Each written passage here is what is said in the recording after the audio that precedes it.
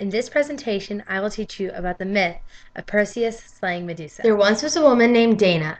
Dana's father, Acreos, locked her up in a tower where she was impregnated by Zeus, whom which she bore her child, Perseus, after being sent down the river into Seriphos. She was then later forced to marry Polydectes. Since Perseus was poor, he was unable to get a gift for them. He was sent to bring back Medusa's head in return.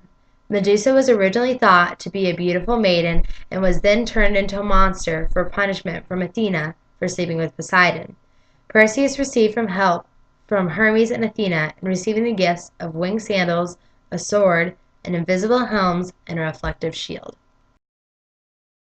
He first had to go to the Gray Ones, 3 women who shared one eyeball. He stole their one eyeball and wouldn't give it back until they told him where Medusa would be. Perseus then travels to Medusa. Medusa was the only mortal of the 3 sisters. The 3 sisters were often referred to as the Grogans. This vase painting is held in the Louvre Museum in Paris, France, and was probably made around 570 to 550 BC. Perseus then sneaks up on Medusa while she is sleeping with her 2 other sisters and kills her. But her murder was very tricky, because if you look at her snake hair, you'd be turned to stone. So Perseus used his shield in order to be able to see where he was killing her without looking at her head. This sculpture depicts Medusa's death and dates back to 560 BCE from Magna Graecia. Medusa's head was then placed on Athena's shield. 2 things that were produced from Medusa's neck were the horse Pegasus and the giant Chrysaor.